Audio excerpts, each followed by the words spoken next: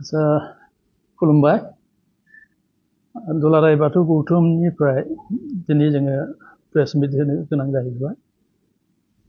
क'क्राझार बड' culture traditional बड' culture सेन्टारनिफ्राय मोनसे लाइजाम हरदोंमोन आंनो बिथांमोनहा हांख्रायलाइयाव जिखिनि लिरदों बे लिरनाया गोरोन्थि ओंखारदों बहाय जइन माबा होदों जइन खुंनाय दिन्थिदों दुलाराय बाथौ गौथुम आरो बाथौ ट्रेडिशनेल एन्ड रिसार्च सेन्टार होननाय दा जों खुनु रोखोमनि सावरायाखै बे सांग्रांथि मेलनि सोमोन्दै उद्देश्यआ बेनो फैगौ 2027 आव जि पपुलेशन सेन्सास जागोन बिनि सायाव सांग्रांथि मेल खुंनो ओंखारदों जायनि हाबाफारियानो बे 2026 नि आगस्तनिफ्राय जागायगोन होननानै बिथांमोना हांख्रायलाइयाव होदों दा बे बेलायाव जों बुंनांगौआ बेनो जे बाथौ ट्रेडिशनेल एन्ड रिसार्च सेन्टार क'क्राझारा बे जोंनि आफादजों दुलाराय बाथौ गौथुमजों खुनु लोब्बा गैया जा मोनसे माहारियारि जों धोरोम आफाद जोंनाव 28टा जिल्ला कमिटि दङ आरो बियाब कमिटि प्राय 300नि उपराव दङ दा बे बेलायाव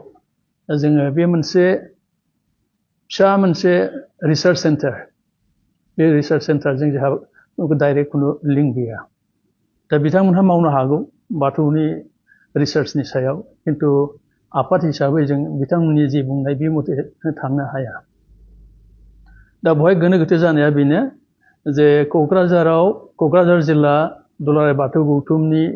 जाय थानसालि दं बे थानसालिखौनो बिथांमोनहा माखासे खायदा खालामनानै बाथौ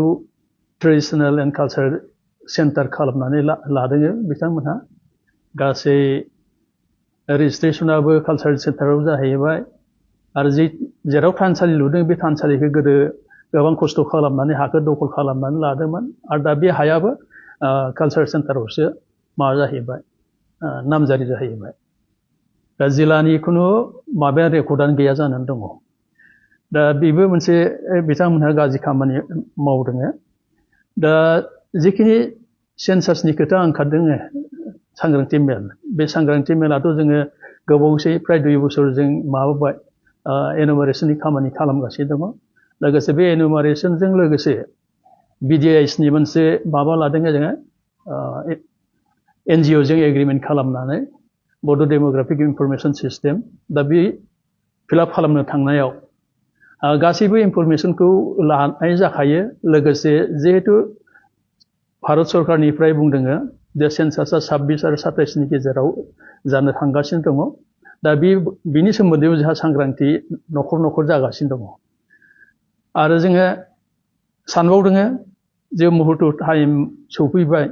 आगस्टआव जिहेतु जागोन हाउसिं सेन्सास बहाय जाहाथे खुनु रोखोमनि उसुबिदा जाया बा रावबो गोरोन्थि खालामा बेनि थाखाय जोङो दुलाराय बाथौ गौथुमा थिरांथा लाखाबाय जे जोंबो इन्टेलेक्सुयेल मिट सारा आसामनिखौ लानानैनो जों खालामगोन बहाय गासैबो दैदेनगिरिबो थागोन दा बे बेलायाव जोंखौ जे जों खुनु सावरायालासिनो बे कालचार सेन्टारा बेबायदि हाबा लानायाव जों बाहागो लानो हाया आरो खुनु जिल्ला बा बियाबाबो बहाय बाहागो लानाय नङा बेखौ जोङो सिगांबो मोनसे फोरमायथि हगारबाय आरो दिनै बहाय प्रेस मिट खालामनो गोनां जानाया बेनो दा बिनि सायाव मा राहा लानो नागिरदों जोंथ' बे फैगौ 20 तारिखआव जिखिनि प्रग्राम खालामदों बिथांमोनहा सांग्रांथि मेल बहाय बाहागो लानाय नङा जोंनिया एनुमारेसना सोलिगासिनो दङ आरो जों बावैसो नै जोंनि मोनसे माबा दङ प्रग्राम GI टेकनि प्रग्राम दङ बे 25 तारिखसिम सोलिगोन बे 25 तारिखनि उनाव जोङो मोनसे मेल लिंगोन बे एखे लाइननिनो माबानि सायाव सेन्सासनि सायावनो बयखौबो जिल्ला आफादफोरखौ लानानै आरो बेनि गेजेराव दैदेनगिरिफोरखौ लानानै जोङो मोनसे इन्टेलेक्सुयेल मिट खुंनाय जाहैगोन बेनो जोंनि माबाया थिरांथाया